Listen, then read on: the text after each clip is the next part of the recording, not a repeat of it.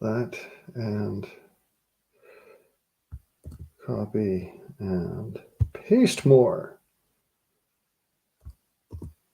Go. Hopefully that gets through to y'all. And of course, as per usual,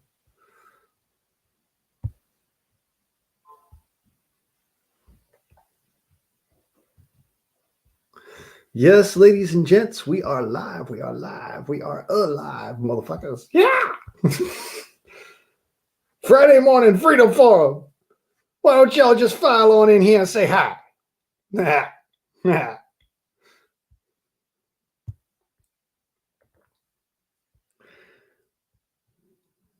So,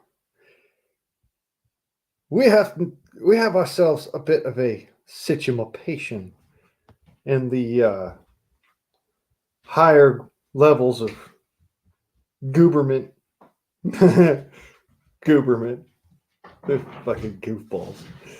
Everybody needs to have their asses fucking literally just shoved over the tops of their heads so that they can wear their asses for hats. Because honestly, if they had their heads shoved any further up their asses, well, we wouldn't exactly know where one started and the other one began. So there you go. Any Hoosiers.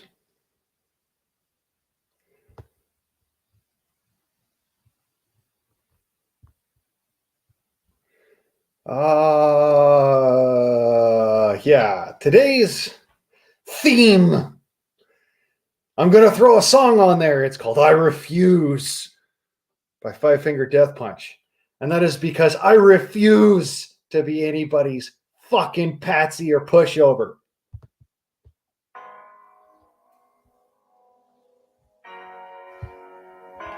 And good morning to all of you. How you doing, Kentucky? William? Kat? Cindy? Got any up, dog? No, I got a down dog, though.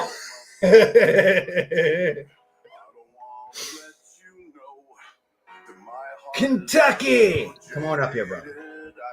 I want to ask you a question after the song goes off. All right. Ask her away. How well do you know the law? The law. Well, it depends on whether or not you're asking for like regional, state, or federal. I'm pretty good with my Constitution. I'm pretty good with the federal. Well, you probably would know this anyways. If somebody keeps on roaring up their engine and waking people up in the middle of the night and speeding down the street, and they get multiple phone calls from multiple people on that street about that person, aren't they supposed to go give that person a warning by knocking on his door and start patrolling that street? Well, it depends on the situation. If you've got like, the liberal fucking dumbassery that we got going on nowadays, especially here in like Oregon and Portland, if you got somebody who's making a racket, no, they ain't going to show up. The cops ain't going to show up and do nothing. They're probably going to ask the rest of the neighborhood if there's a problem, which if they've got multiple phone calls, then that's most likely the rest of the neighborhood complaining. However, if it's all coming from one individual or two or three individuals, then... No, it was the whole neighborhood. Okay, so if it's the whole neighborhood, then more than likely, even if they're not very well, funded and don't have all the nice shit and all the great training and all that, and a bunch of officers to go and do it, they'll still send out like one guy as a kind of a sacrificial lamb, like, hey, can you not do this shit, man? Because that's yeah. I want to just go out on the record and I'll say it. My cousin went and confronted this guy because he finally got tired of the law not doing nothing to him. Well, the law got called. He turned everything around on him. What he said. Plus, the guy's a city maintenance worker. Oh, plus, the law told him, well, there ain't nothing we can do unless we catch him in the act or anything. That's also true. They really can't do anything unless they catch them in the But act. It doesn't the mean that old, they can't go and but the say old something. sergeant of the town. Wait a minute. I'm sorry about interrupting you. But the old sergeant of the town, I asked him. He said, "Do y'all got video camera footage?" Hmm. And he said, "Yes, we do." And he said, "Not just us, but other neighbors." He said, "Well, if y'all turn that into the county DA, yeah, something can be done." Then they was trying to tell him, "No, it can't be." And I know it for a fact, and a lot of the other family does too. And it's on video where this police officer left another police department and said that he would make it his mission to either get him arrested or locked up. And all you got to do is type in Horse Cave, Kentucky Police Department. That police department that this officer left was underneath investigation from the FBI. All right. Well, I'm gonna say in most circumstances, I don't know goddamn fuck around about Horse Bend, Kentucky, but I do know that in most situations, as far as anything, as far as federal or state ordinances are, there are no noise ordinances for federal or state. Now, that being said, most local jurisdictions have a noise ordinance, which mostly amounts to like a small fine. Unless it's happened over and over and over and over again, and finally to a point where the police have been called more than one time, they've shown up more than one time, and it's become what's it called, not a nuisance to society, but a clear and present danger to society. Well, that's what he is. Yet they said they could catch him, and neighbors has got him on camera.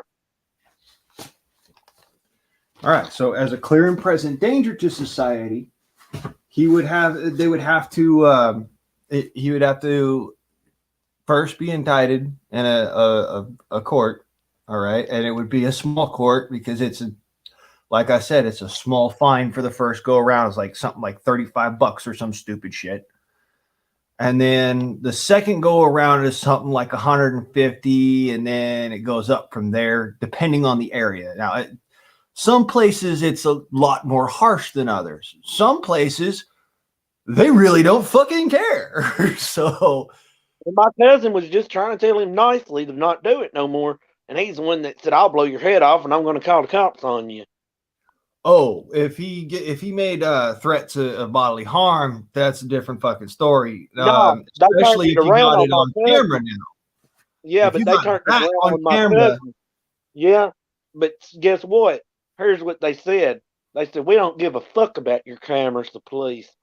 And they turned it around on him and his mama, that boy, his mama. Like my cousin was the one that threatened him. And of course, the police believes him because he works for the damn city public works. right? Well, I'll just tell you which one of my cousins it is. no, don't worry about that. Don't put that out there. The one on YouTube. Yeah, but still, don't put it out there. That's all I'm gonna say. Anyways, what I'm saying is that it's a because of the fact that certain acts are considered to be protected under the Second Amendment. I mean, not the Second Amendment, the First Amendment. Things like noise ordinances are really hard to enforce. Now, that being said, if it's within certain hours, this was called Yeah, like after 10 o'clock. It's a common decency clause, and they can still go after them for it. But when you go and you insert yourself into the situation without allowing the police to do the job, all right, that is what's called provoking response.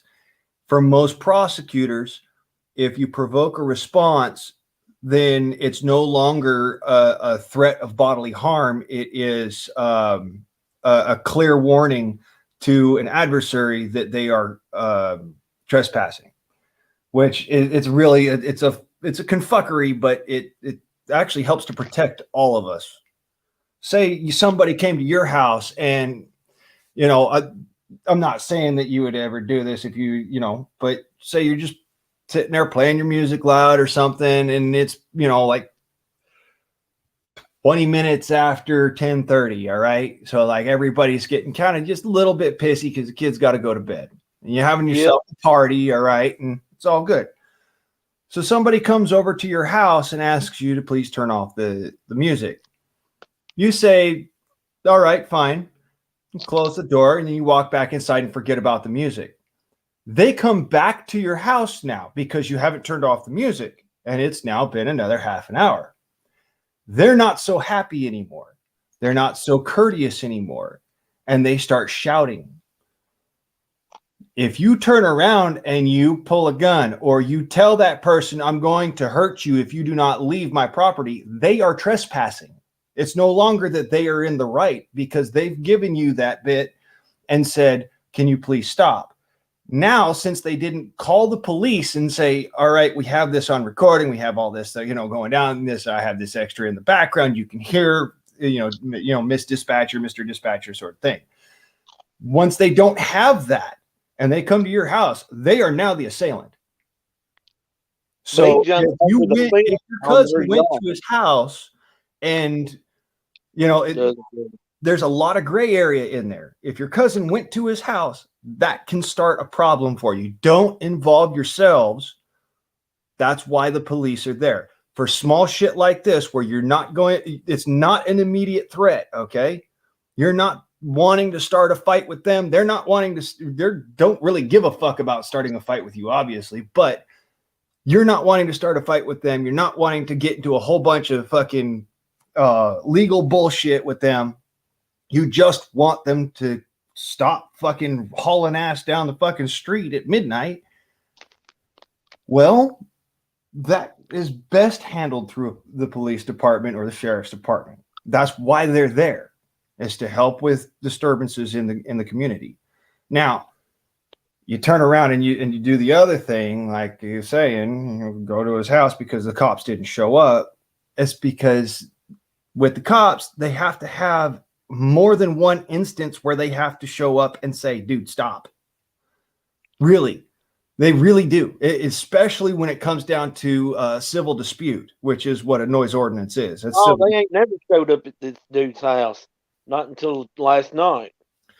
And again, he has higher credibility because of being a civil worker.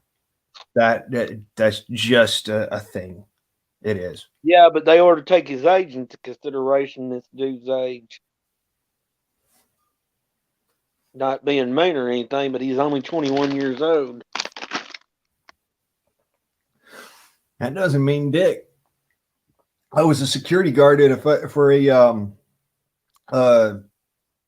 a military contractor when I was 21 years old. I literally was the guy who was watching the blueprints and the molds for the MQ-9 and the XB 128. So I know one of the people that's even called in, his wife, her boyfriend, husband, whatever you want to call him, owns several rental properties in town. They used to own a gas station in town. So they've got more political sway. That does mean something, but in the grand scheme of things, it's still not something that is impossible to overcome. It can be overcome. Let me put it this way. Y'all, you've heard about my dealings with the Karen across the street, right? Yeah. Her main complaint is me sitting there hammering on steel. That's literally her main complaint. Her secondary complaint is that I sometimes pull out a stick in order to keep my dog in line, which my dog tends to be a little bit of a handful. I am a physically invalid individual after going through some serious shit. And my dog is a German Shepherd, Aleutian Shepherd, Doberman Pinscher mix. This dude is fucking huge, man. He weighs as much as me. So there's no way that I'm going to control him with my physical prowess alone. I actually have to utilize a little bit more of corporeal punishment when it comes to him doing something wrong. And when he does things that are right, I use congratulatory reinforcement. So it's I'm not training him like some trainers do, you know, with a treat for doing good and, oh, you bad dog for doing bad. No, fuck that bullshit. I already learned that the hard way that he doesn't learn that way. I tried it. So anyways, back to the point at hand. She called the animal control facility here in, the Columbia County in Oregon. And animal control didn't show up, didn't do a fucking thing. I called up animal control because I'm the kind of person who will get in front of something like that. Because, I used to have a license for exotic pets. I was an animal caretaker for exotic animals and breeder and all sorts of different stuff.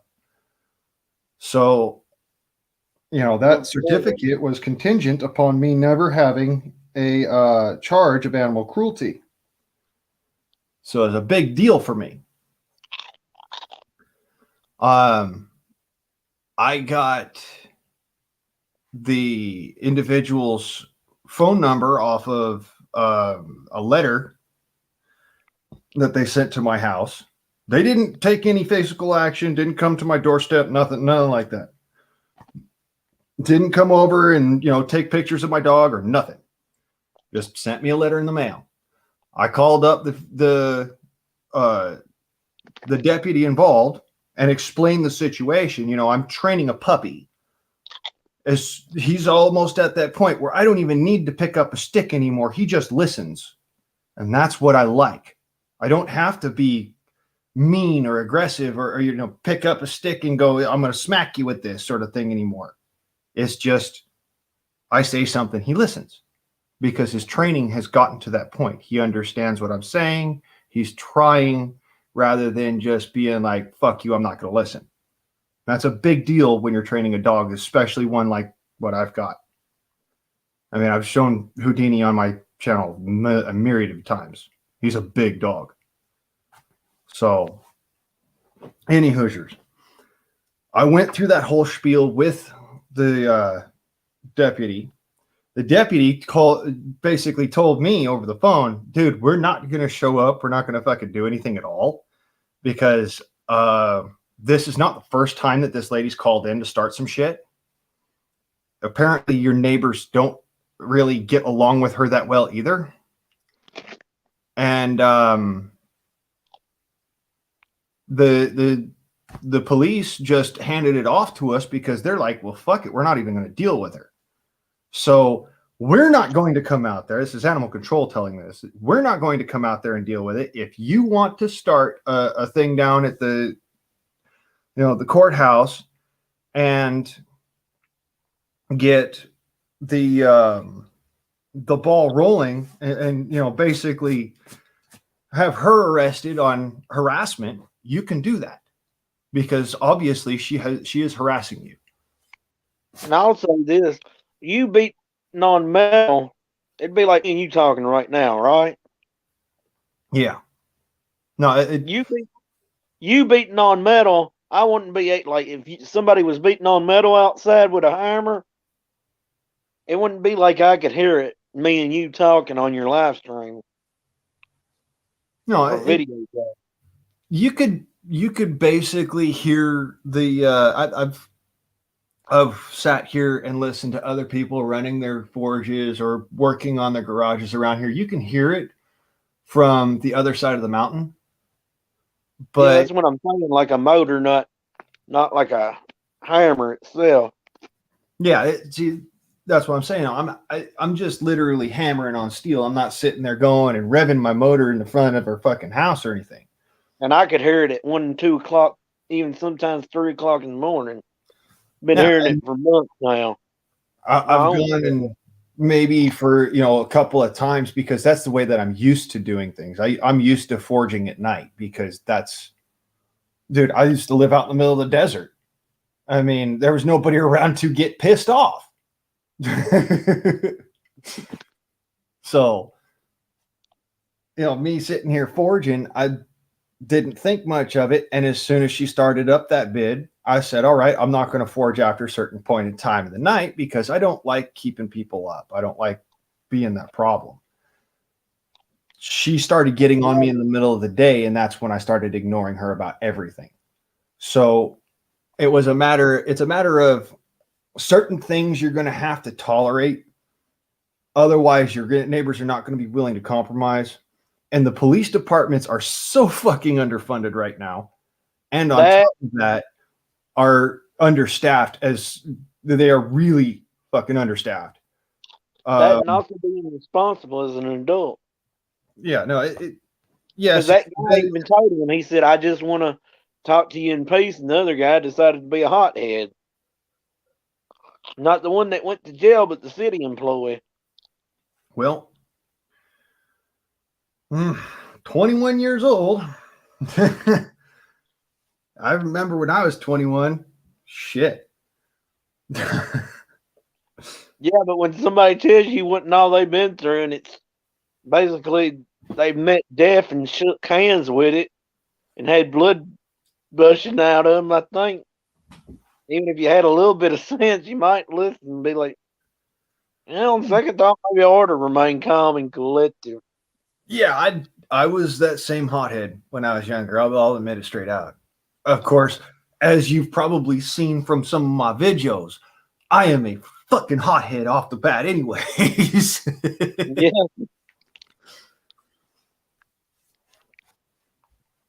I stayed on the phone because I was afraid of what would happen.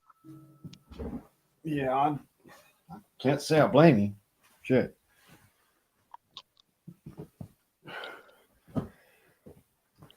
I'd have stayed on the phone myself and walked over there with the phone in hand if I was going to go and do something so rash. But at the same time, you got to remember it's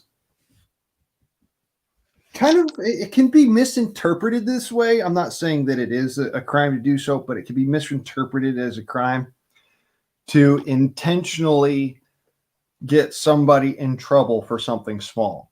Okay, like to make a mountain out of a molehill, basically. If you go and you start a problem and then make it worse and make it worse, or if they start a problem and then you make it worse, that can be misconstrued as a crime as well. And so they just say, well, screw it, we're not going to get involved. We'll just go and clean up the pieces afterwards. And that's more or less what the two cops was wanting to do. But the third one, he said, well, you got two choices. And then the one that came from Horse Cave, where he used to live, that got transferred down here, that said what he did to him, said no, he's only got one choice. And one of the cops that said he had two choices was even the chief of police. And this dude ain't even captain or sergeant. Yeah, that would be a situation of a cop that shouldn't have a badge, honestly. And none of them, unfortunately, you can't really do anything about it once they've got the badge, because the IPO, International Police Organization. Yeah. If you become a police officer, then even though you might get cut down in one department, you could just transfer to another department, and then it's no longer an issue.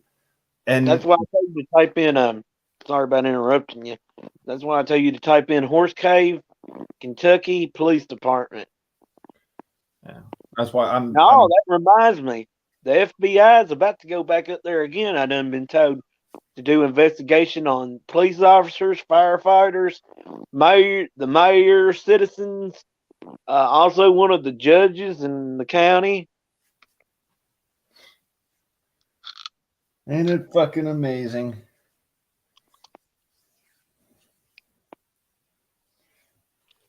Them assholes can't fucking do anything about, like, law enforcement when they're really a problem, but when, after about like 1,000,001 complaints, they come in and they go, oh, well, since you already took care of the issue.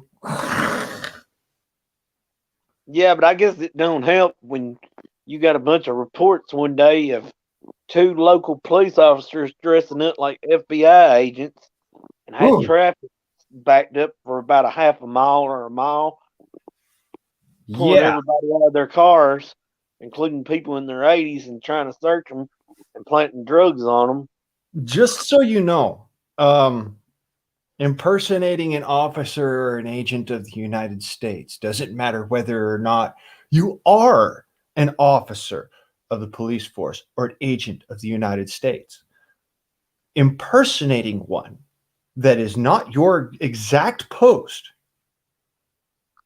that is a fucking huge ass crime. That is a felony. Yeah. Shit. And then I reckon they was also accused of racist slurs. And then the chief of police up there now, when she first became a chief, I heard she knocked on somebody's door, not even with a warrant too, may I remind you, but not even dressed in a uniform, didn't even address this person like a police officer, and just had a can of mace in her hand. Wow. That is called, under the color of law, unlawful entry under the use of chemical weapons. It is a fucking war crime. That's the new chief up there now. Oh, I got another one for you too on the new chief, and you know what that was? If it's going to be anything like the other two, I'm pretty sure it's going to be a doozy. And this is on the new chief, the one that the FBI ain't heard about or investigated yet. 2 or 3 people, including the tobacco grower, seen it, and it happened to a poor old tobacco grower. She went around him doing about 100 and didn't even turn on her lights or anything. And he had 2 or 3 wagons behind him, and there was a horse and buggy behind him. Huh. Well, that's more of a level of rules for thee and not for me sort of thing when it comes down to the cops, because they get away with that shit all the fucking time. Not that they should, but they do. But there, like I said, there are some crimes you just can't get away with. Doesn't fucking matter. Exactly.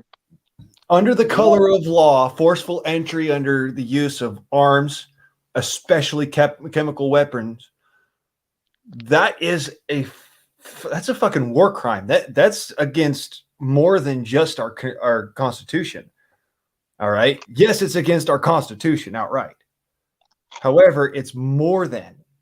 You're not allowed as a police department or whatsoever without a warrant. Okay, especially in the United States, but in other countries as well, without a warrant, you're not allowed to use chemical weapons. And there are some police departments in foreign countries, mind you, that are not allowed to use chemical weapons whatsoever.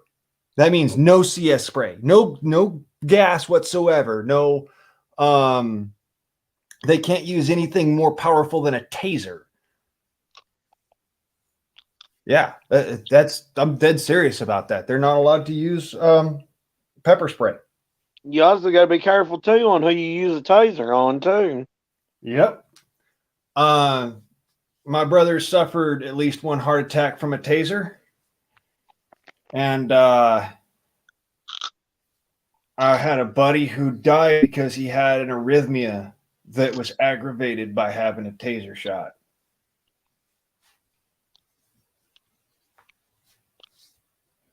So yeah, it can kill you. A taser can kill. That's why it's called a less lethal. What I can't figure out is this: why would somebody start posting again on Facebook after not posting for a month? Maybe they're like me; they don't fucking post on Facebook. But sometimes they just get bored or they want to fucking throw something out there.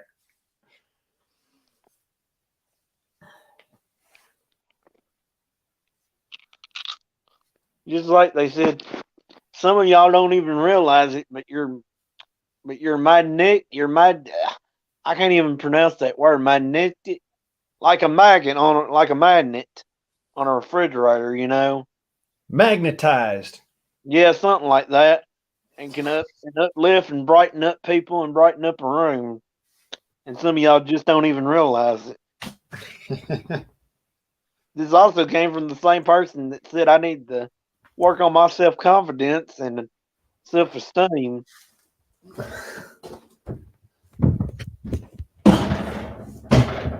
Well, what can I say? Do you think that means they've been thinking about me, or what would you say that means?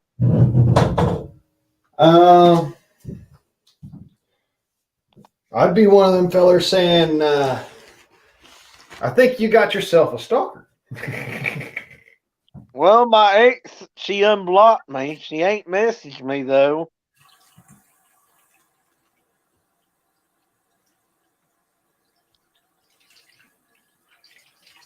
But she did tell me back last year, or was it this year, to look up her daddy and mama. And you said I got a stalker. Well, more or less, her daddy's been charged with about everything you can think of, almost. And that being one of them. That's not endearing, brother. That's really not endearing. I don't know if I should go hide or. Hiding probably won't work at that point. Oh, he had strangulation too, I think it said. Oh, that's fucked up. Oh, it gets worse. Somebody told me that her daddy shot himself in the foot to just see if it would hurt. That sounds like a buddy of mine, actually. He don't have a daughter, but I'm just saying, I had a buddy of mine that shot himself in the foot just to see if it hurt.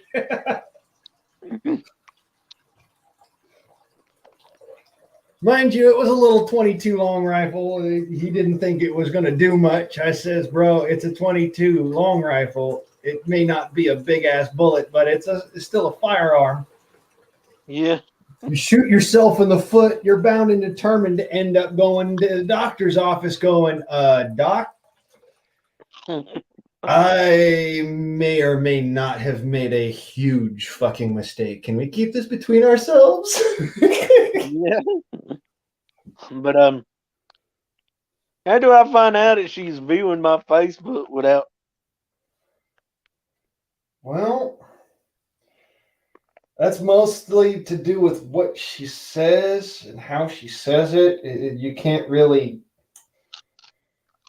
Damn, that's really fucking hard to prove, dude. Like, Facebook stalking is really hard to prove. You actually have to have somebody who's been Facebook stalked before show you the ropes in person. It's not something you can do over the phone or over the computer. I've tried to do it that way and it didn't work. I actually had to go to the person's house and help them out. So, yeah, you can't. Or maybe she still got feelings for me. I don't know what it is. Don't get sucked into that, brother. Don't get sucked into that. But listen to this.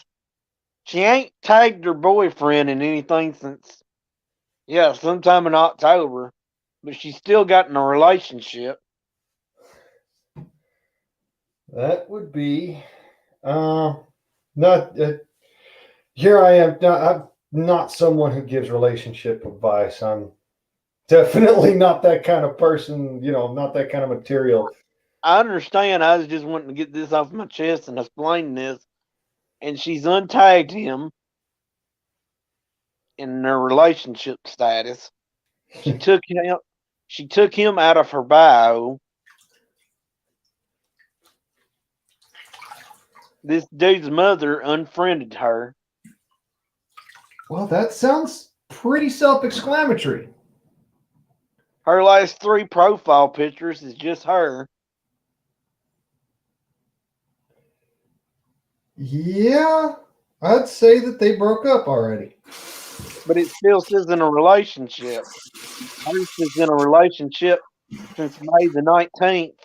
and his is in a relationship since May the 22nd. You know what? I heard something that was incredibly fucking stupid. It's something that is like it's one of these new millennial trends or some shit. They leave their fucking relationship status the same way on their Facebook for like several months afterwards because apparently they're still in a relationship with their feelings. I'm sorry, that shit sounds a little bit stupid to me. So in other words, she may unblock me, but she's in a relationship with her feelings and playing with mine. Right? What in the heck is wrong with people? Oh, another thing. I've noticed it's mostly women that do that. And let me guess, most of these women that does that are either A, liberals, or B, addicts and former drug addicts. I haven't really been able to say too much of a correlation between the liberal side of it, but drug addiction's a possibility. But I ain't putting nobody down, no. I'm just, stating. Well, yeah, there you go. That's the situation is that somebody's still in, lost in their feelings, and for that matter, they're not exactly relationship material at this point, brother. Hey, I wanna send you something in the private chat, okay? That's good.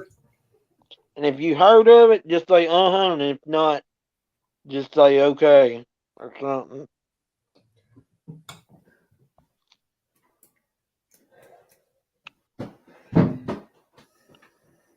Go ahead to.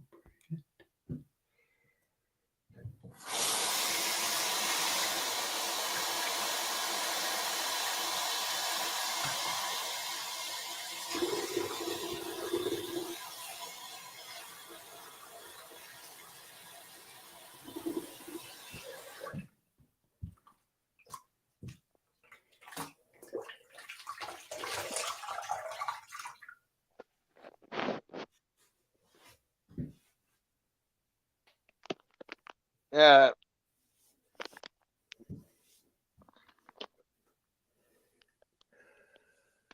Yep. Wait a minute. So that's a real movie? Movie? I thought that was a user handle. Do you got a Facebook? Yeah. I don't use it. Shit. Okay, can I ask you a question then? Sure. That's where they was recording somebody, if I ain't mistaken, of them being GameStop, wasn't it? Probably, yeah. Oh shit.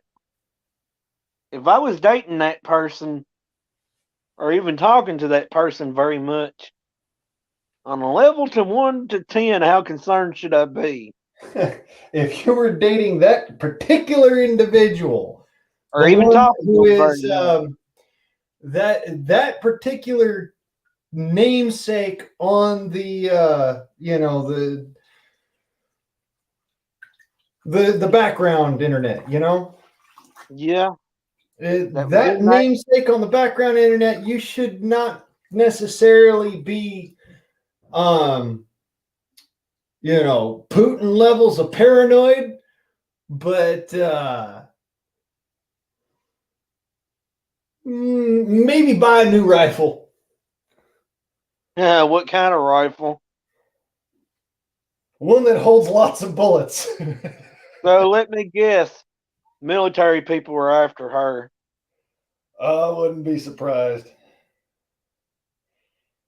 Military people would actually be the low rung on the ladder with that one.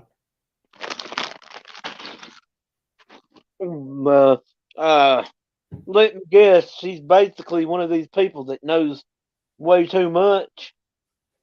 Oh, no. One of those people that knows too little, but talks too much.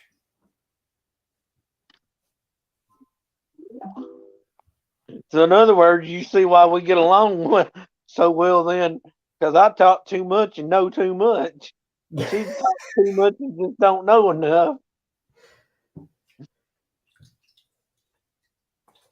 Not quite sure it's the same thing, but okay. I just made myself sound. Well, I know. Is it true that her own people are after her own family? I'm gonna just share a little secret with you. 90% of folks in the world deal with 10% of the world's problems. So if you can imagine that the other 10% of the folks in the world deal with 90% of the world's problems, you're not far off. Oh my goodness! So everything she more or less told me is probably true. To an extent, yeah. I mean, mind you, you got to remember this is the lady that's still got a fucking relationship going on with her feelings. Maybe that's why. Maybe she's trying to throw people off her tracks. Perhaps. Oh, here's that book I was telling you about. APOCRYPHA.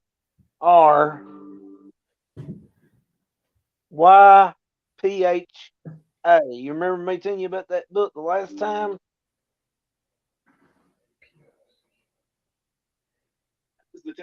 The Apocryphy or something. Apocrypher, yeah. Yeah, that's what she was telling me. Like they was sending her verses out of that. And what the hell? What would the Apocryphy have to do with it? Okay, so the Apocrypher is well, there's The Ethiopian. two different ideals in it. There's two different ways of looking at the Apocrypher. One of them is that people call it the Book of Satan. The other thought in the Christian community is that it is the book of the wars to come. Not so much Revelations as Enoch. You know what I'm saying?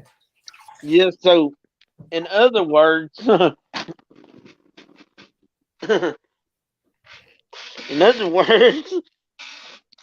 better hide somewhere. I don't know what it is, bro, but you certainly got yourself a live one there.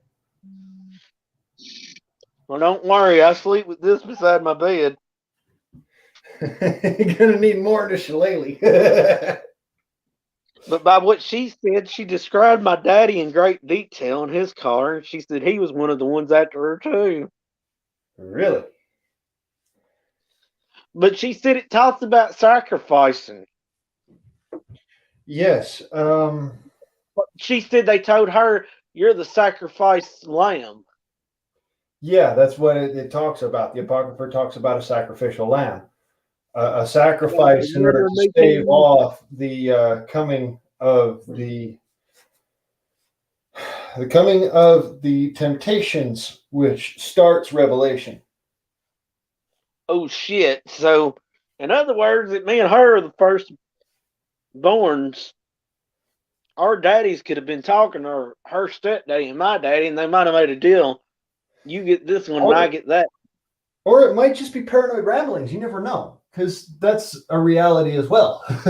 No, her daughter even said it was the same kind of car and the same man. Huh. And you don't, that's not some sort of like previous little bit that, you can't say that's not practiced or programmed or some shit. I don't know, but my daddy was in the military, used to be. Okay, well, that don't mean shit. My daddy was No, I'll just tell you right now. contractor. His daddy was in the military, and neither of them were into any kind of satanic bullshit. Well, I'll just tell you right now. His daddy used to be a drug dealer. Well, that's a different story. his daddy probably kept him from, I don't know, doing about 20 years in prison and having charges to stick with him for the rest of his life. So his dad was actually a dad, in other words. Yeah, so it may be like, now you got to repay your debt to me, son. I don't know. I don't know and I don't care. My name ain't Bennett. But I know one thing. He did tell me that he wasn't, and he hasn't. He hasn't talked to me in about 6 or 7 months and ain't unblocked me or anything. He didn't wish me a Merry Christmas or tell me to kiss his ass or anything. Huh. Well, here I am trying to advise you. I can't even I'm not even there. I mean, what do... I guess I'm going to have to move to Canada and hide and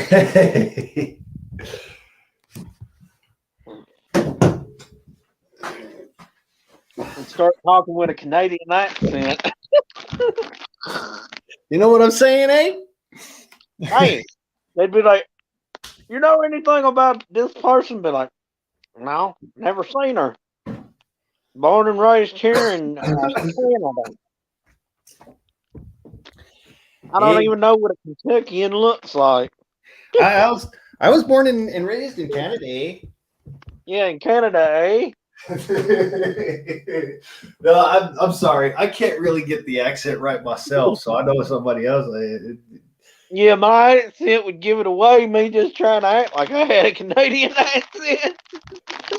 Doug, I mean, you listen to me, and I've had a little more refinement. I mean, I've had the time in Los Angeles, and I've had the time in different parts of the country, and I've been able to lose my accent to an extent. But you asked me to talk like I'm from Toronto, and it's not happening. Sorry.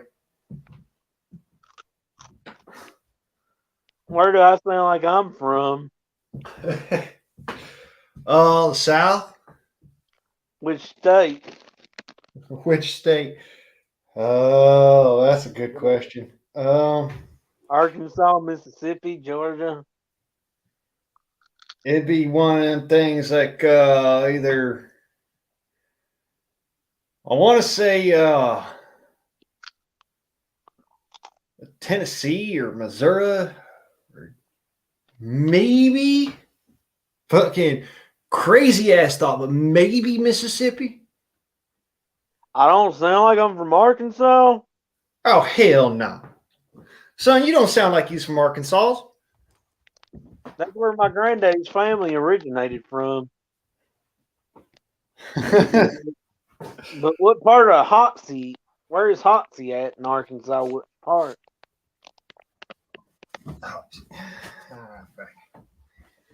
See, I can't tell you that without looking at a map. At this point, my brain's freaking. Now I know I had some family that come from Missouri. There's that. See, now I can kind of imagine a little bit because I heard you just say it was Missouri, but that was back in the 1800s. I mean, let me put it now this way. My grandmama was from Arkansas, Camden by way of Blytheville, and I grew up with, basically her as my main influence as far as any accent's concerned. My daddy didn't have an accent. My mama didn't have an accent whatsoever. So you got French in your blood. Quite possibly.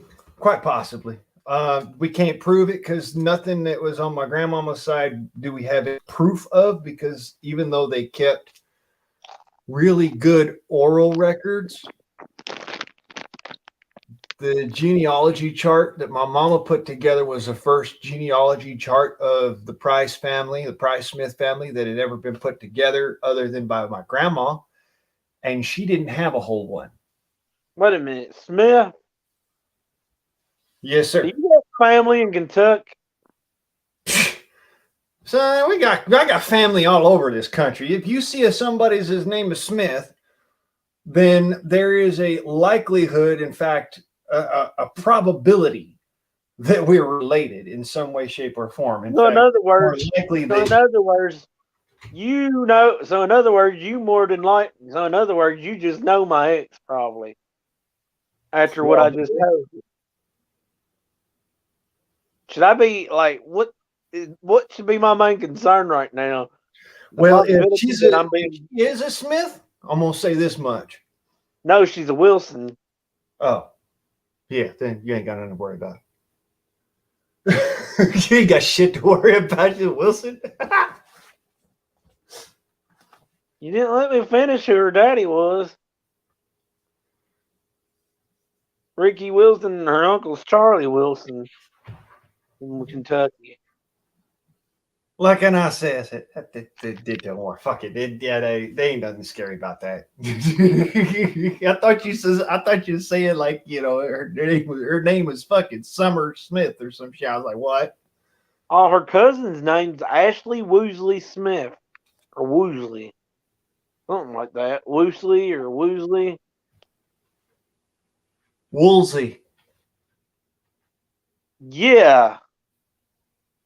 That's my cousin.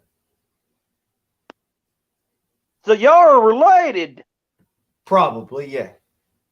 Okay. Like I says, it So you know, so fuck. You know James Bennett then. James Bennett. Let me remind you, there's a lot of my family I have not met, regardless of whether I know that I'm related to them. Well, his wife's name was Virginia. James and Virginia Bennett. Bennett. I don't have my genealogy chart in front of me, but I think I know what you're like.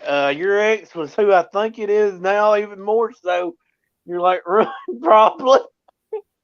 I'm sitting here like, if it were, let me put it this way: if you had, stepped yourself into the firing line of the Smiths, I'd have been like, brother,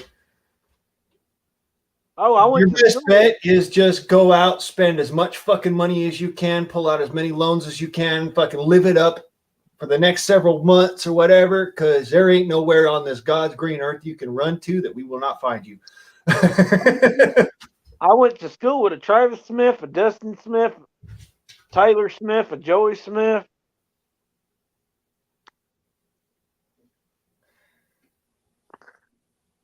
See, I went to a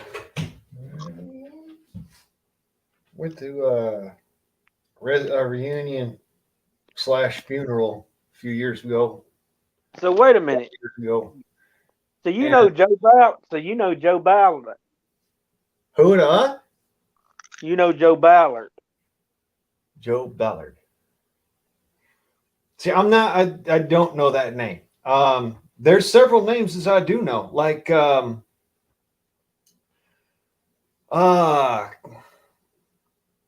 know the Cutlers? Yeah. All right. Directly related. In fact, that's my great aunt's, my grandma's sister's husband is a Cutler. So you're kin to the Wrights. Say what? You kin to the Wrights? Maybe. I don't know. I had a teacher one? named Wright when I was a kid. Which one are you kin to that you know for sure? Bennett or Wright? Which one have you heard of? Wright would be closer.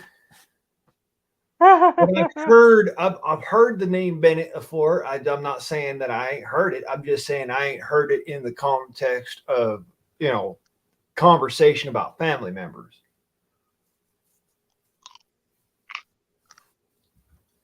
You ever heard anybody in your family being named after an automobile? Huh. Actually, two of them by the same mother, naming two of her kids after luxury automobiles. Mercedes and Bentley. You close. I'm Porsche. I'm spitballing with that one because I'll point out to you, I don't even know if I have a cousin named Mercedes. I'm pretty sure I do. I mean, I'm telling you, brother, I am from the Price and Smith family. All right. How On my would daddy's side. On my mama's side, I'm from the Caruso family. Come on, son. How old would she be? The one named Mercedes, or about how old would you say? Oh shit, she's dead. She died. Oh, well, that's good. Not good that she died, but Yeah, she you know what I meant. yeah, she got into I think it was like a car accident or some shit. Wait a minute. Now you're bringing me back to another point. Was one of your cousins in a car wreck? They labeled it an accident, but a lot of the family thought there was foul play involved on it. Bruh, all of my family have been in car accidents at some point in time or another. There have been several accidents that have come very close to being fatal. I'm However, talking about the one that was fatal. That the was one that was fatal, okay, there's more than one that were fatal, but 2005. that would have been Mercedes. She was in a car accident. I just turned 18 and graduated high school when I heard about it. She was in a car accident where her mom was driving. She was there with her and a friend.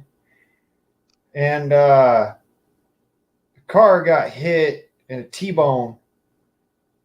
It literally hit the passenger side of the car and basically turned it into a motorcycle. Okay, then remember about 7 or 8 months later, there was a guy in the same town named Jimmy Admiral that got killed. What's his name was? Jimmy Adwell. Jimmy Adwell.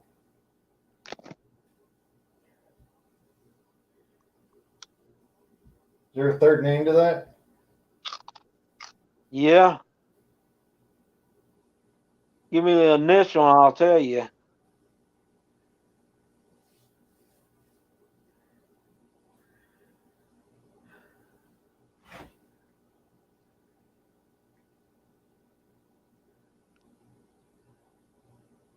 Oh, please, dear God, don't.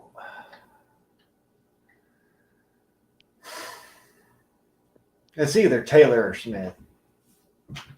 No, that ain't his middle name. It was Lee. Jimmy Lee Adwell.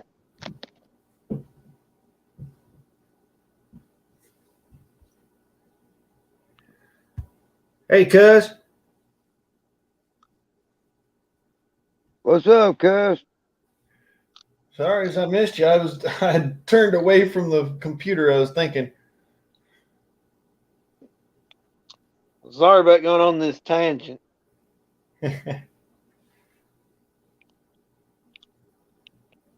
All wish I had been- I could say is life's a bitch, and I married 3 of them.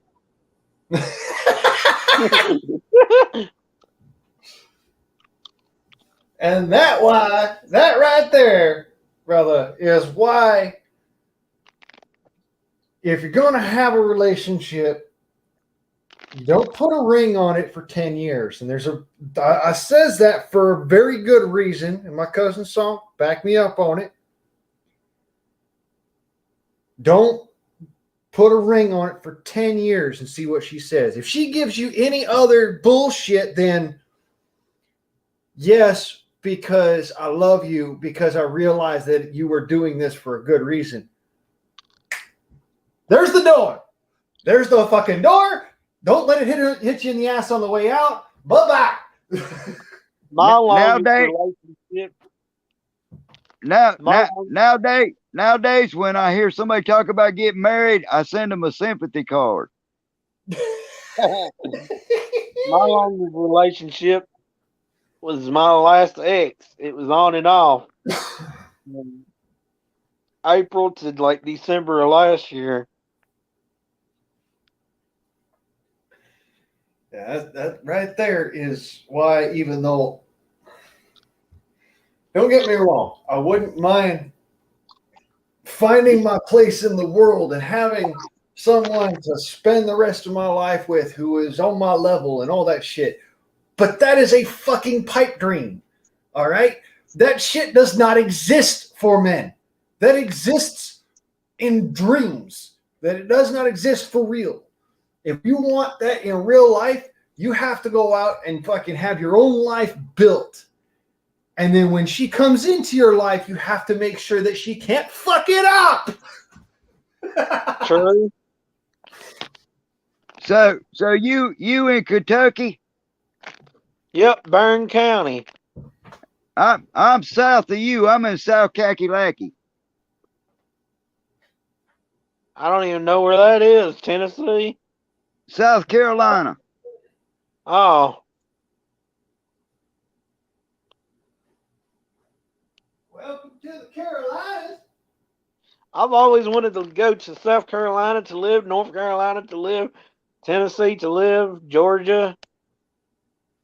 You don't want to go to Georgia. It's all fucked up. What's wrong with Georgia? Too many damn liberals. Jesus, that's everywhere anymore. Anywhere it's got. Well, I guess I'll go run the liberals off and run them into Horse Cave, Kentucky, and them and Randall Curry can have a big supper before the FBI and whatever they call it advertise them. See, you heard that song from The Devil Went Down to Georgia. Well, he's already moved in. Well, they say where I was from originally in Cave City on the Toohey Ridge Road, which is about a half a mile if you go through the woods from the national park. They say that whole area is the gates to hell.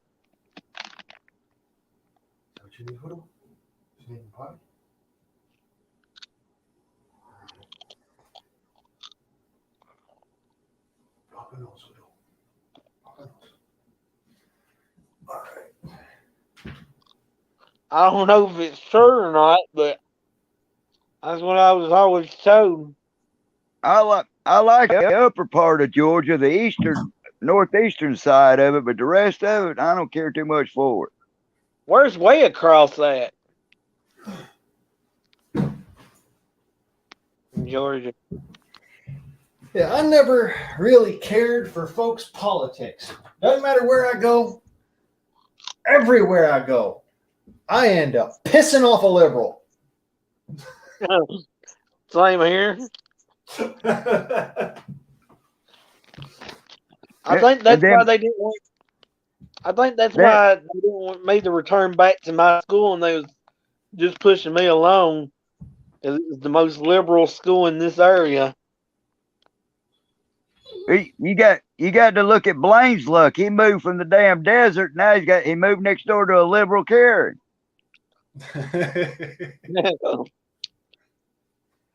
I moved from the most conservative part of the desert, mind you. It was in California. Yeah, the lower part of California. Yeah, no, most folks don't know this, but if you go to that one little tiny corner in California that's right next door to Arizona and Mexico, they are the most conservative motherfuckers you have ever seen in your life. Swear to God. I believe you. And I'll tell you this, where I live at, you won't believe it. Our neighbor right across the street, part of the time you can smell what he's been smoking. The neighbor right beside of us, he's a constable.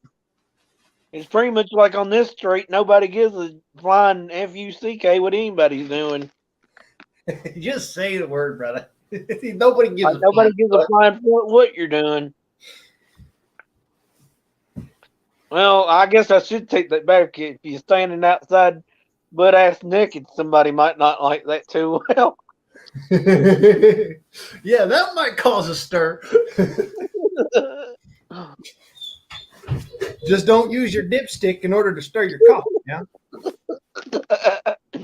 that might be painful.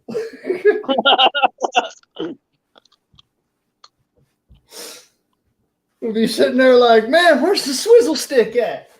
Oh well, fuck it. Ouch! My fucking dick! It's on fire! And I didn't even get to take myself to the brothel. That's my fuck. Cuz if you was around here a few days ago, your dipstick would have been frozen. Same here, cuz. It's colder than fuck out here. So And y'all it ain't actually, stopped raining for 3 days. not being nosy, but are y'all actual blood relations? I believe it would be we are second cousin.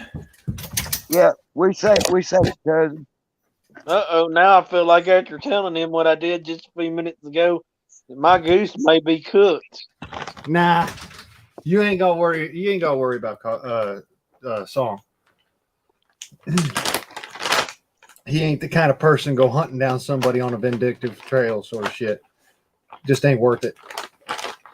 Long as you don't fuck with my dog.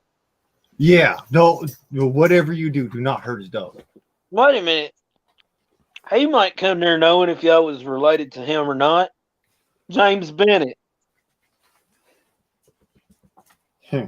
In Kentucky. About 74, 75 years old. 8. The name don't sound familiar. I didn't know if y'all was or not because you sound just like him. See, me and Song here is related through a great granddaddy John Black. Yeah, me and him's tied up between Oklahoma and California. Well, you want me to tell y'all something funny? My ex told me, she said, if I go asleep with you on the phone and my granddaddy picks it up and asks you who you are, she said, tell him that you're just a woman. I know where that one's going. I wasn't going to lie to somebody that was a Vietnam soldier and have him think I was eating snowballs. Right. Most women, what they're good for, they're not good at. The way as I look at it is, most women, what they think they're good for is not good enough. Yeah. Now, on the flip side, there are several women out there that do think that they are good for more than that and are actually very good at that. So there's one thing all women does probably more than men, but yet they accuse us of doing it more than them. Oh, yeah? What's that? I bet Song of the South knows. And that would be something that starts with an L. All I know is all my exes slept everywhere but my house. Lying and conniving. And conceiving. Yeah, that's the way as most of my exes was. Well, no, I won't say most. I'll say my first one for certain. It's called a gold digger. The best 2 exes I had was the last ex and the one that was raised in Chicago. Oh, yes. No, it was Detroit or Chicago. I can't remember which. That's pretty dumb. I'm sorry to say this, brother, but you walked into that one. And her mama was originally from Mexico, and her daddy was Polish. Sounds almost like my upbringing. My mama's Italian, my daddy's Native American, and Irish, and Polish, and German. Hey, Well, cuz, how's Houdini doing? He is doing chipper. Running around this morning. Is he minding his doggy cues this morning? Yes, sir. Keeping his peas and carrots in a line.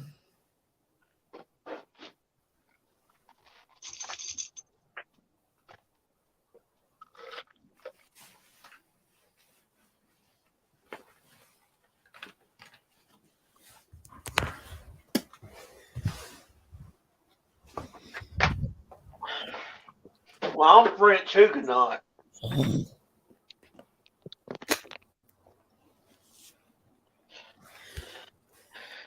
So all I know is my ancestors were some very loyal followers to John Calvin.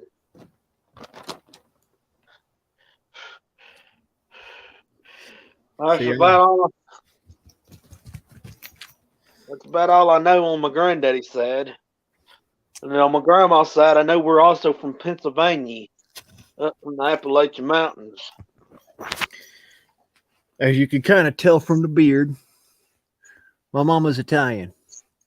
But what you can't see is, unless you look at my right side here, by the eye, and the fact that my cheekbones are this fucking high up here, I am Cherokee. What do I look like I've got in me? A French. That's French. I'm just gonna say it. That's French. To the most two probably in me is French and German. Yes, sir. Cuz, I'm just an educated redneck. Well, I know it. And an Irishman at that. Yeah, a good educated Irishman redneck. He Shit, might like with, what you got with the beside my history bed. of both the blacks and the Stricklands. I mean, come on now.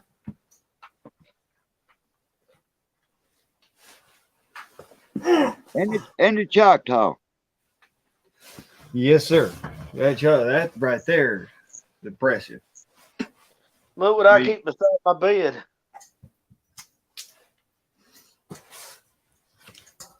Well, I hope it ain't your ex under your bed. No. No, it's a Shillelagh stick. Shillelagh. Yeah.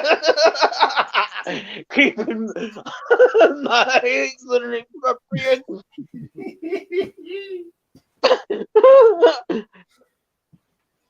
Well, if she was underneath my bed, I probably wouldn't have to feed her that much, to be honest.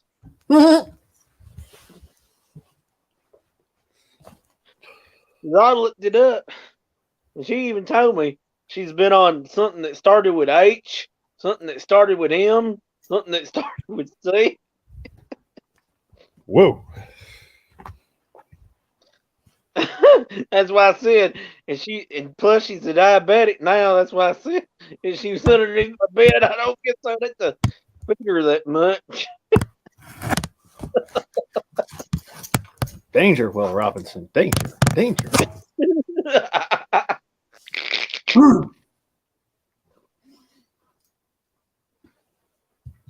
But on a more serious note, I wish I had somewhere to build me a moonshine still.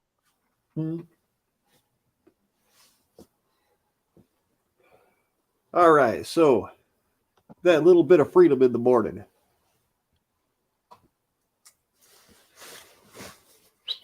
On my head. How many chickens you got left, cuz? 2.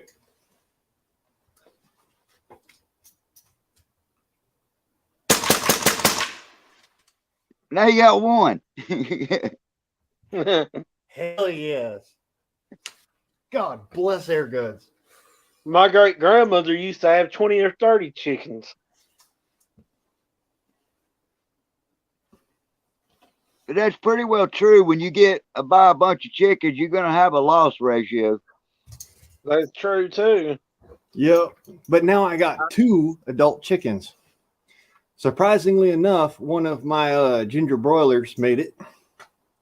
Even though you'll end up keeping them 2 chickens, cuz they done made it through this cold ass winter. You'll keep them. Yeah. And Yeah. hopefully they'll be able to raise the next bout. Do y'all remember using an outhouse? Mm-hmm. Yeah, I used to have a brick shit house. I didn't get all that. I had one of them what you would call it, them old senior seats you put over the toilet to sit down on inside Oh, of mean- a You mean a toilet seat on a bucket? yeah. I had one of them little little chairs that seniors sit on, and then you dig a hole underneath it and put the tent thingy up around the outside that of was it. that was better than ours. Ours was an actual outhouse, like little Jimmy Dickens sung about, or whoever it was. Ode to the little brown shack.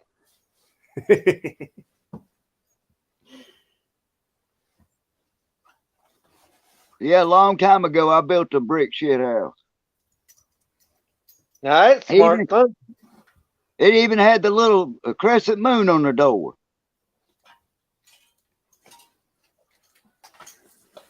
Can anybody tell me why that exists? I mean, I never understood that either. Why? Actually, Yeah. I think what its original intention for is when they cut a slot in the door to let the fresh air in, before it run you out of the damn outhouse. Because if you know anything about outhouses, the smell will run you a mile away. right, but it don't work none. Yeah, don't light a cigarette in there. That's my point. It don't work none. Like you walk into that outhouse, you're like, oh. Don't man, smoke a cigarette. Don't smoke a cigarette in the outhouse. You'll blow you the hell up. Oh, that reminds me. I'm glad y'all brought that up. How many of y'all's grandparents went to a 1-room or a 2-room schoolhouse? Yes, sir. My grandma went to a 2-room, which had a double-seater outhouse, and my granddaddy went to a 1-room My schoolhouse. grandma went to a 1-room schoolhouse in Camden. I don't think it's still there. Actually, I think they destroyed that. But my granddaddy went to one of them big old brick building schoolhouses with lots of different, rooms and Okay. whatnot. A two-seater outhouse is an old school chat room.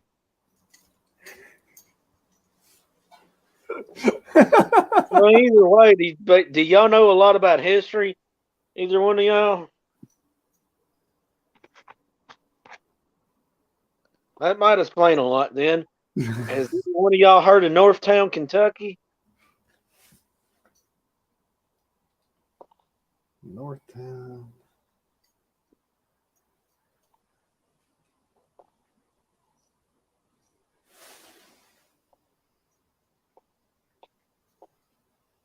One of the few things that I know about Kentucky is it's good for its shine and its black powder.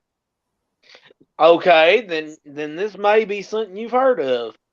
Orange Springs Hotel.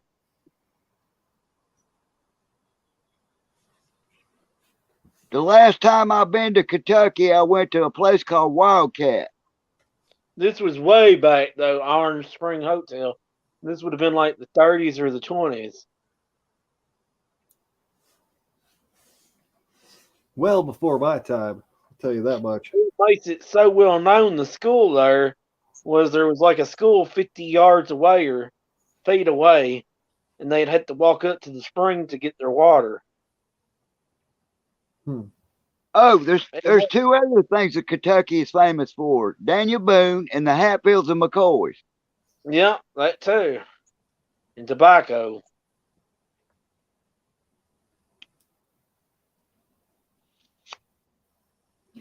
And coal Get her miners. done. And Corvettes. I'll say this much. I can say that one of my family members actually was he worked in the Blue Mountains range in Kentucky, pulling out coal. Not quite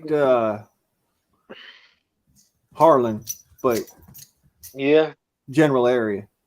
You related to the Blurs?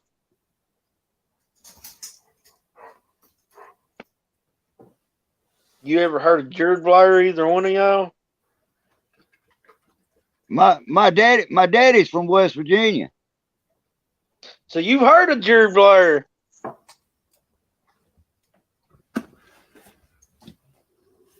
I'm a coal miner's grandson. So have you heard of Jared Blair? I know the name Blair. Jared. The moonshiner Jared from back in the Depression and beforehand. I thought it was a little bit familiar of a name. That was my great granddaddy. Now I know what you're about to say. Which one of his kids was your great grandparent? Because he only had daughters. Mary. Uh-huh. So yep, my great grandfather was Garfield, the one that they said that he met his wife to be when he went down there to buy a jug or two. And me being, of course, at the time 19 and young and dumb and stupid and full of cum, shall we say, I ran into Joe Elliott's descendant on Facebook and didn't know any damn better and started talking to her. As long as you're not related to Jeffrey Dahmer. No, but after she got through talking to me, I didn't feel like I was much better. She called me the N-word, a cross-eyed bastard, and everything else.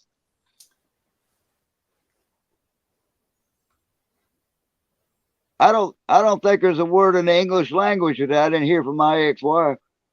Oh, trust me, she called me another word, but I ain't saying it on here because out of respect for Guardsman and his channel. After a while, I thought my name was asshole.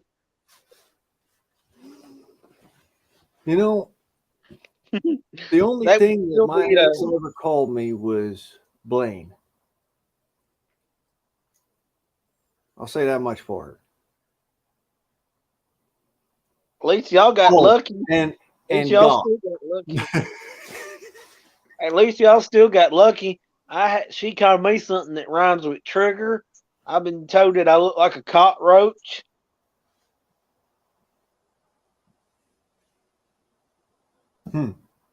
Yeah, I've been told that I look like a cockroach, even worse. I don't have roaches here. We got something called a palmetto bug. Oh, Jesus. Yeah, I've heard of those. I've been told that I was a 2-year-old baby. That I have been called. I've been not necessarily a 2-year-old, but I have been called something to the point, not by my ex, mind you, but by somebody who, come to find out later, is younger than me by quite a bit. And the worst part of it all is that they were calling me this because of the way that they were acting. Hey, cuz, is Houdini digging up dead bodies back there? I don't think so. I think they're doing that bag of coffee again. I got some old dead coffee out in the yard that he tore up and tossed everywhere. What's the strongest proof of moonshine y'all ever drink? Does it have to be moonshine? Yes. Fuck. Because I want to hear everybody's first true experience with moonshine. Highest proof shine I ever had was a 150 proof. Man, mine was like 180 proof, 190 proof, getting up there almost to where it's considered fatal and dangerous. And I drank about that much of it, and my friend, he looked at me and said, "Your eyes ain't even crossing." And then he handed me a jar of 150 proof, and it was caramel something, like something mixed with caramel flavor. I drank half the jar of it one night and the other half the next night. See, On top of drinking that much of like 200 proof almost, and then somebody brought us a bottle of Fireball or two. And then I drank 2 or 3 beers. And then they sent me into the store and told me to get them a pack of Marlboros. See, that's the way as I look at it. It's like the 150 proof is about the strongest of moonshine I've had, but it's not the strongest liquor. See, the strongest liquor I ever had is something called New York Diesel. It's stronger than Everclear. It's literally 198 proof. So you're talking like the head proof. I'm talking like I'm surprised I ain't blind. That's what I'm saying, like heads. And, But, and then I woke up in somebody's backyard. Oh, that No. ain't nothing. That ain't nothing. The last thing I remember from slipping and falling in the mud like a day later was I was stoned too that day. I remember going into the store saying I want a Marlboro Red King Short 172 120 Marlboro Red. See, the last thing I remember after drinking that was the next morning. I'm surprised.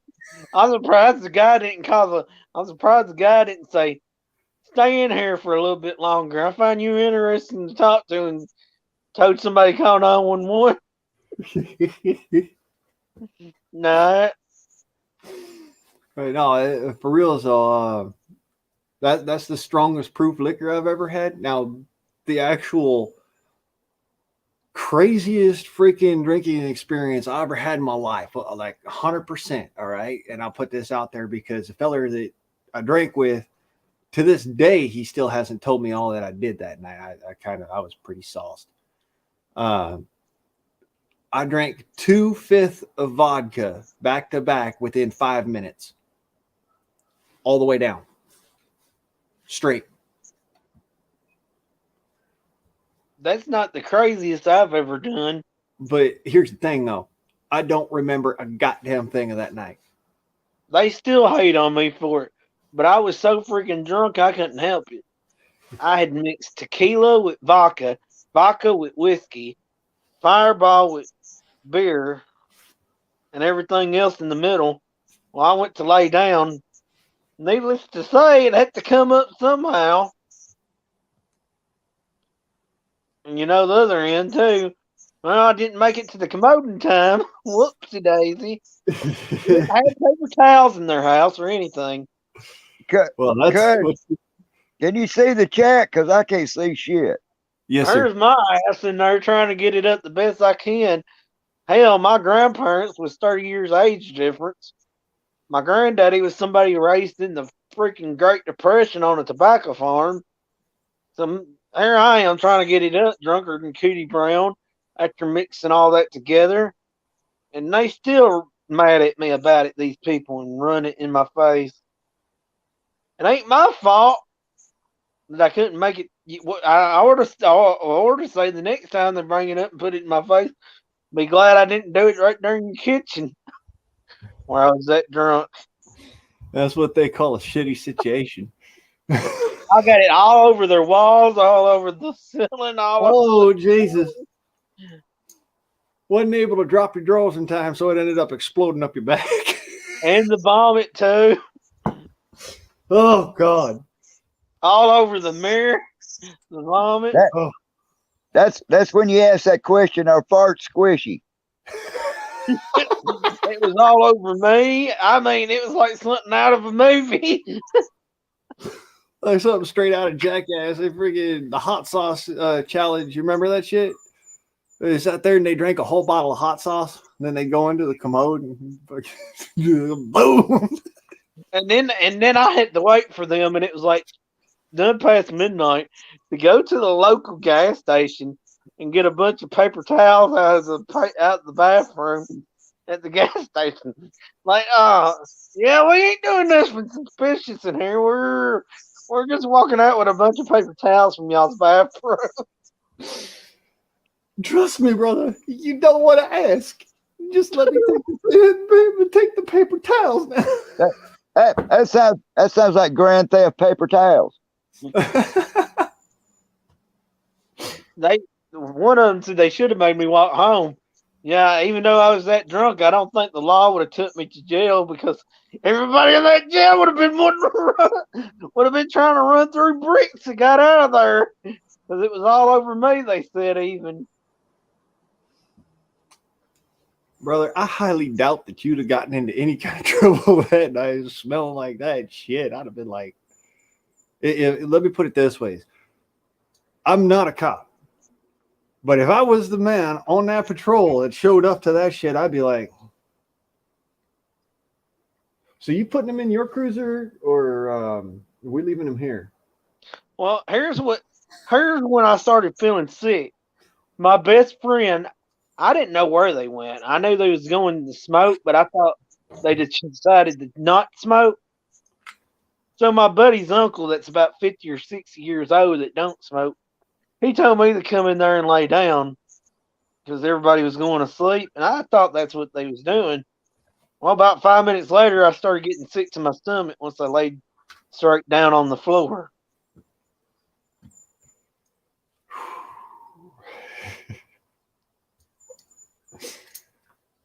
So I think I figured out what my problem was. If I wouldn't had laid down right after drinking all that, which was like 2 or 3 pitchers of beer too, I probably wouldn't have got sick. At least as far as the vomiting, maybe. I've had a similar experience. I'll say this much. We had a Halloween party at my uncle's house, and any of you know what a gin zinger is? No, but how many of y'all know what the All right. game called Circle of Death is? Now, just hear me out because this gets real good. A gin zinger is a half of a solo cup of gin, straight freaking gin. And then the other half of the solo cup is filled with margarita mix. So I had 5 of those back to back. All right. Then I ate pizza. Then I went back out to the freaking to the little get together, right? And at this point in time, now we're drinking hardcore. All right. No more of the freaking the regular old, flu drinks or none of that shit. Everybody's getting sauced. All right. We're talking body shots of tequila. We're talking a drink that I came up with, few weeks prior, actually. It's called an FMR, or the fuck me running. And it's what you say when you drink the thing. You're like, fuck me running. What is this shit? Because it's literally freaking that yellow liquor in the tall, like pyramid shaped bottle, the Italian shit. And then Bombay Sapphire gin, vodka, whiskey, rum, and there's Mad Dog 2020 in there as well. You mix all these together, these different liquors together, and you put about that much in the bottom of one of them cocktail glasses, like just a regular old tumbler glass. One of those is illegal. It's illegal to make one of those, all right, in Arizona. Just so we're clear as to how fucked up of a drink that is. Why is it illegal? It's illegal, I guess, probably because of what happened that night. That would be like Kentucky, loosey goosey. Oh, it's dangerous. We had a couple of folks that were there. My uncle was already fucked up, all right, but that's normal for my uncle. But no, the other folks that were there was a group that was there with us that was partying, and One of the group ended up drinking about 4 FMRs and then tried to go swimming. We found them downriver a couple days later. So there's a reason why that drink is illegal. That reminds me. You ever heard of the game called Circle of Death?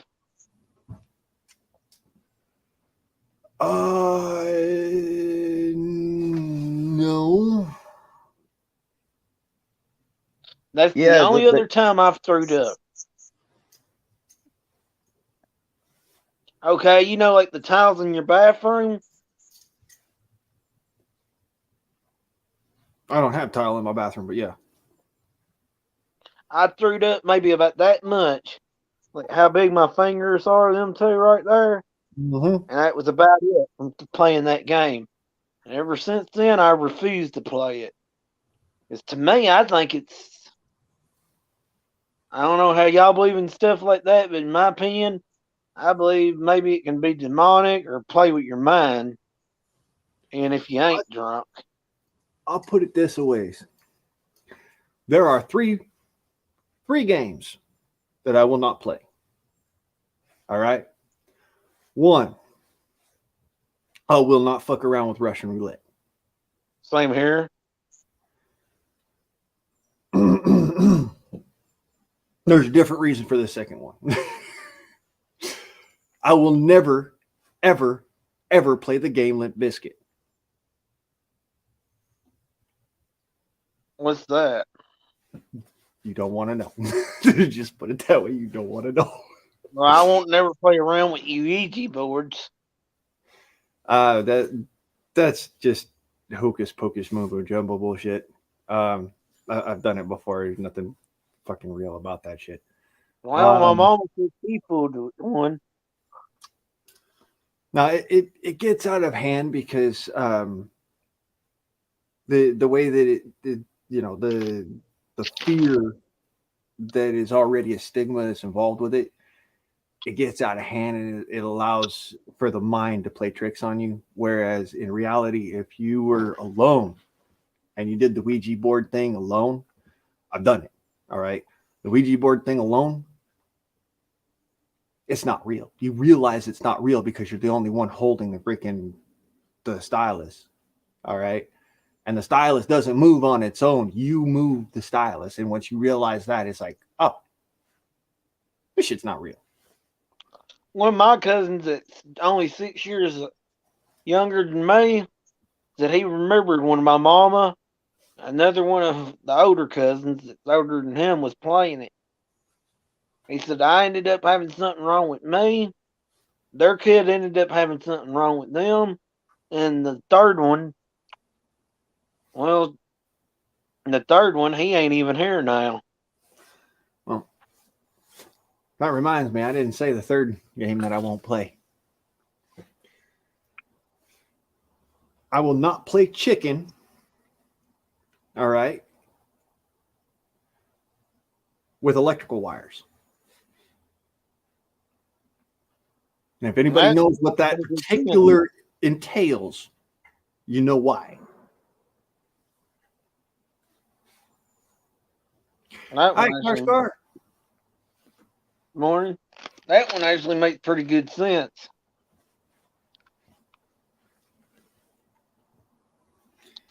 Yeah, yeah. If you've ever played chicken with electrical wires, you understand that it's a death sentence. Outright. It's stupid. I ain't never played it with electrical wires, but I know what playing chicken is because I remember here in town how the railroad tracks run here in town. It literally divides the town right in half. And there would be people used to, well, maybe still to this day, but even more so 10 years ago and even more so farther back. And they thought the train was a pretty good piece away, even if the flaps was done down, they would still try to go on through. Yeah, no play chicken with trains. That's kind of like playing chicken with electrical wires. It's just, it's more likely that you're going to die against a train than you with an electrical wire. My late grandfather even had done it several times. Like people's like, forget this. Instead of having to drive all the way around town, if I don't see the train, I'm just going on through. I learned by actually being there when it happened when I was in Torrance. Don't race a train. Doesn't matter. It's not worth it. Just don't race the train. And the reason why I learned this is there's a curve in Torrance. It's called Dead Man's Curve for a reason. There was a police car, a police cruiser, when I was a younger man. All right. And we were sitting there up against the tracks.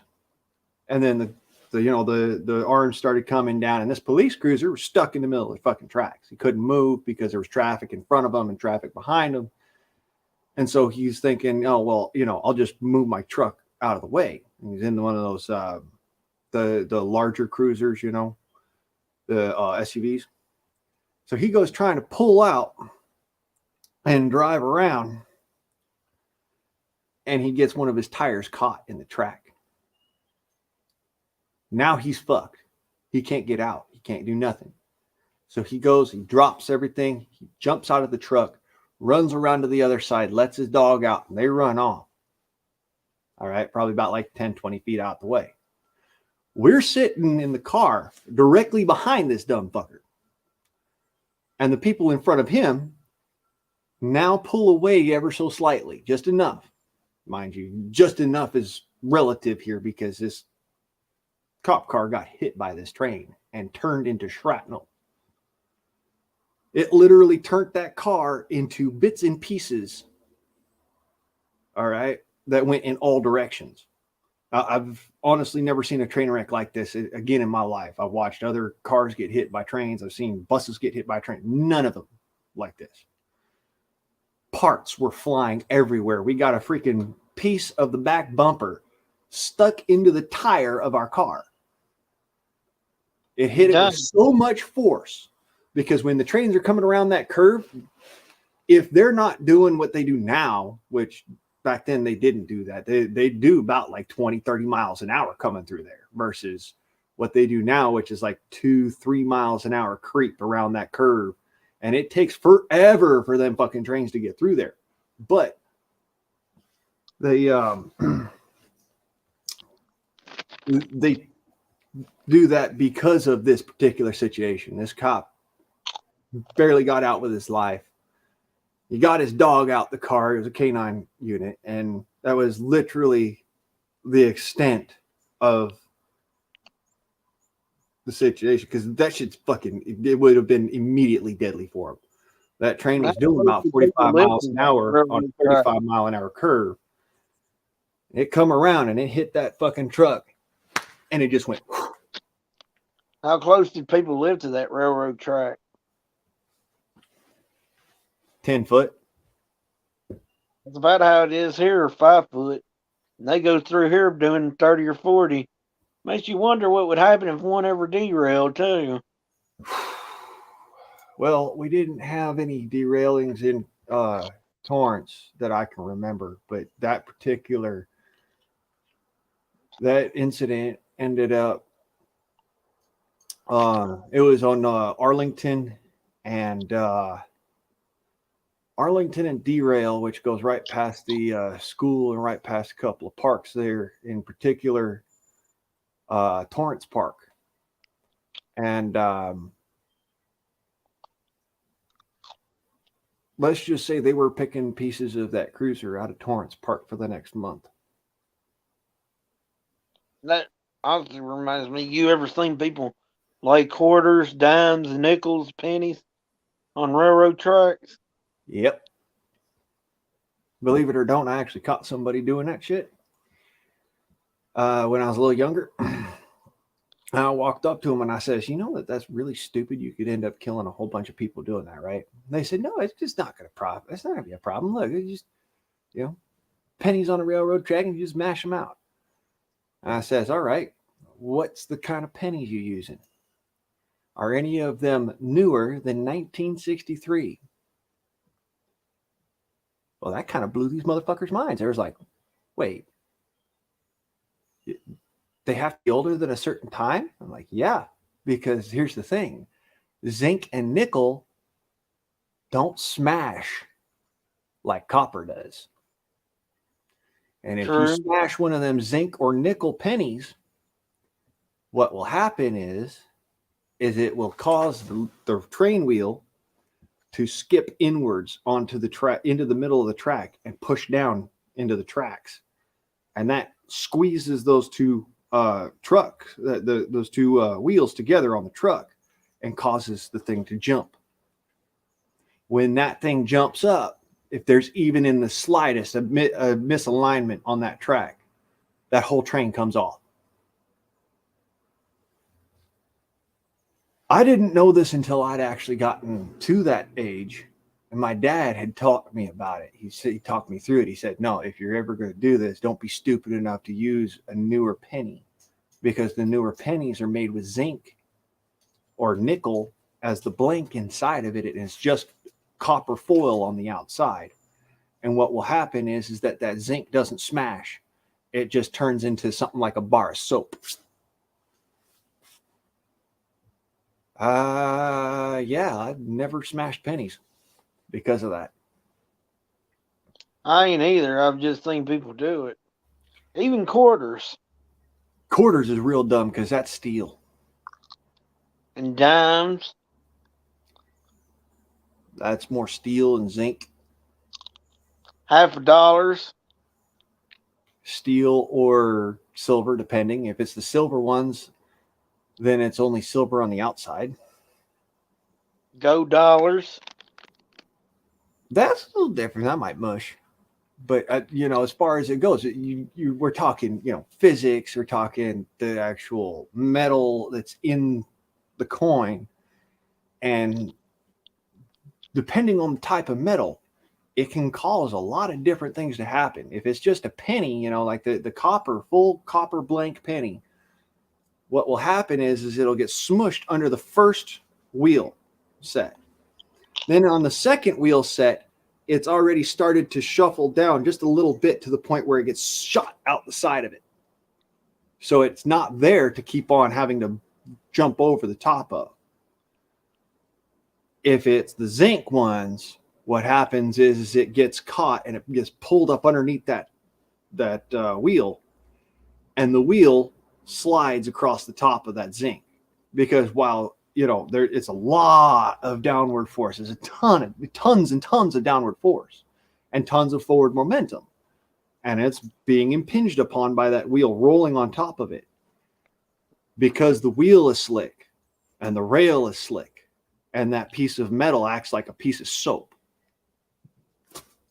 It skips right off the side of it and goes and pushes right in between that railing, because that railing has the tendency to bow ever so slightly when the wheels are running across it. If you push it too far to one side, it rides outside of its engagement point, and then it gets really slick and it just pushes that iron further. If that iron gets pushed far enough, the truck shoots down into the railing. And then because it's still forward moving and everything else is coming behind it, it'll stop for a second, get pushed by the stuff behind it, and then jump. And when it jumps up, that's what causes the derailment of the front car. And the rest of the cars are all piling up behind it, pushing that impact and causing further derailment. Wonder who was the first person to put something on the railroad track like that. I believe that the first one was actually a railroad spike back during the promontory run. And what happened was that a railroad spike that had been carelessly placed on the railroad track caused one of the locomotives to derail, and it caused the whole promontory point meeting to be postponed for several weeks, months, even until they got another locomotive to run that. And that was the first recorded instance of somebody trying to smash shit on the rails. I was talking about like a penny. Yeah, well, the first one was a railroad spike. Whatever happened to like the pump trolleys? They still got them. Most of them are motorized now. There's a few that are, the old hand crank pump trolley thingy majigger that you crank up and down. But most of them are motorized, and then the ones that are in common use are actually attachments for trucks. So they don't even have them so that you have the little pump trolley anymore for measuring the rails and doing a survey on the rail. Nowadays, the ones that they use are attached to the back end and the fore end of a truck, and I that was truck talking about drives up people and down. using them. I wasn't talking like the railroad using them. I was talking like, like No Brother or Art Thou, or that one guy was getting around on one like that. They still have them. They still exist, but you're not likely to see them on the railroad ever. Matter of fact, those are like privately owned stuff, and for the most part, it's not. You won't see them ever on public rail. Is it illegal? No, it's not illegal. What it is it's impractical. Okay, well, Because a lot of the trains nowadays are moving so fast yeah. that you don't have time to sit there and hand jive the thing on down the trail. Okay. So what they're using I'll talk to nowadays, you later. because it's Waterbug's calling me. Huh? Waterbug is calling me. Talk to you later. Sorry about interrupting you. All right. See. Any Hoosiers, as I was saying, it's not so much that they're not existent anymore as they're so impractical that they're dangerous to use, which is why you don't see those on the rails no more.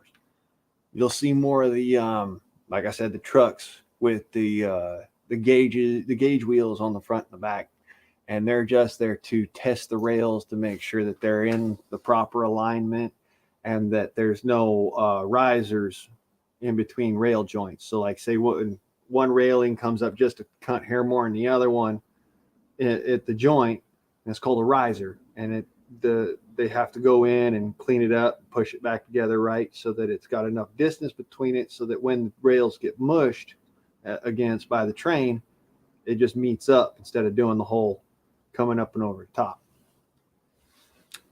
And there's that. Any Hoosiers. Hope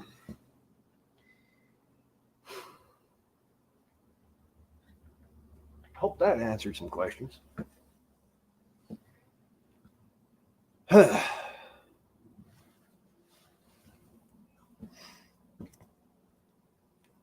So, if and that's all, and nobody else wants to do the old Freedom Forum, have fun Friday morning, my battery's dead. Any Hoosiers, I'm about to jump off on this here. It has been grand, mind you. I'm thankful that I've been able to have a chance to talk with y'all and hang out. This has been another rendition of the Friday morning Freedom Forum. And I have been your host for this particular EO Guardsman. And if you wonder what I'm challenging you to, stay tuned. I challenge you to make a difference, to train like you fight, and to live every single day as if it's your last. And if you already do all of that, that's awesome. Y'all have a good one now. You come back here. I'm Yeo Guardsman on motherfuckers, and I am out.